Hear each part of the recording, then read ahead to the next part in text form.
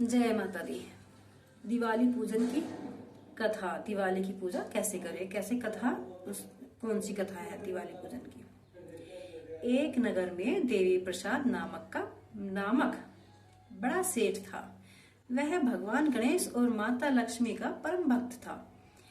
उसके 3 लड़के थे। उसका व्यापार बहुत उत्तम रीति से चल रहा था।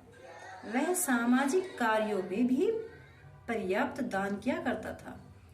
जब उसके लड़के बड़े हुए तो उसने क्रम से सभी का विवाह कर दिया। तीनों ही लड़के अपनी अपनी पत्नियों के साथ में अलग अलग घरों में जाकर रहने लगे। इससे सेठ का व्यापार धीरे धीरे स्थिर होने लगा और उसके घर में दरिद्रता आने लगी। उधर तीनों लड़के भी दरिद्रता में ही जीवन यापन कर रहे थे। इस प्रकार से पूरा परिवार ही हताश निराश हो गया था। अपने भक्त की दुर्दशा को देखकर एक दिन भगवान गणेश एक महात्मा का रूप धारण करके उस सेठ के घर पर पधारे। तब सेठ ने उनका स्वागत सत्कार किया और उनसे अपनी दरिद्रता का निवारण करने का उपाय पूछा। तब महात्मा ने कहा, हे सेठ, कार्तिक मास की अमावस्या के दिन तुम अपने घर पर भगवान गणेश एवं माता लक्ष्मी का पूजन करो। इसमें अपने तीनों लड़कों को भी बुलाओ। तब मैं तुम्हें सुख समृद्धि प्राप्त करने का अचूक मंत्र बताऊंगा। महात्मा जी की आज्ञा को मानकर उस सेठ ने वैसा ही आयोजन किया।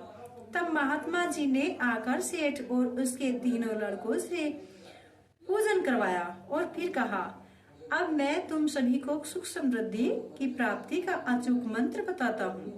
उस मंत्र का नाम है संगठन।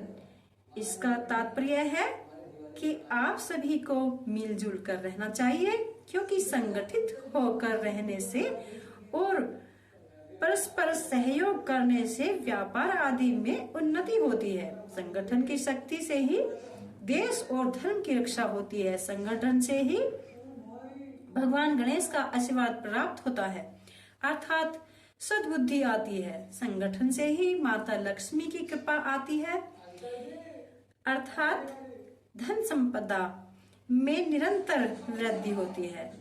यूं तो भगवान श्री राम अकेले ही रावण आदि राक्षसों का वध करने में समर्थ थे, लेकिन संगठन के महत्व को प्रदर्शित करने के लिए ही उन्होंने सुग्रीव आदि वानरों से मित्रता की और सबसे सामूहिक सहयोग से ही लंका पर विजय प्राप्त की। इसलिए आप सभी को भी परस्पर संगठित होकर रहना चाहिए और एक दूसरे के प्रति वैमनस्य की भावना नहीं रखनी चाहिए। महात्मा जी के द्वारा दिए गए उपदेशों को सुनकर उन सभी को ज्ञान की प्राप्ति हुई। फिर उस सेठ के तीनों लड़के वापस अपने घर आ गए और सभी लोग मिलजुल कर रहने लगे। इसमें उनके व्यापार में पुनः प्रगति हुई और उनको अपार संपदा की प्राप्ति हुई। इस प्रकार से जो लोग दिवाली पूजन के समय इस कथा का पाठ करते हैं और इसमें बताए गए मार्ग पर चलते हैं, उनको भगवान गणेश और माता लक्ष्मी का आशीर्वाद प्राप्त होता है। ऐसे मनुष्य शीघ्र ही उन्नति के शिखर पर पहुंच जाते हैं। बोलो भगवान गणेश और माता लक्ष्मी की जय। जय माता। कैसी लगी मेरी वीडियो कमेंट करके जरूर बताएं और मेरी चैनल को सब्सक्राइब एवं वीडियो को लाइक जरूर करें। जय माता दी। दिवाली भक्तों, कैसे हो आप सभी? जय माता दी।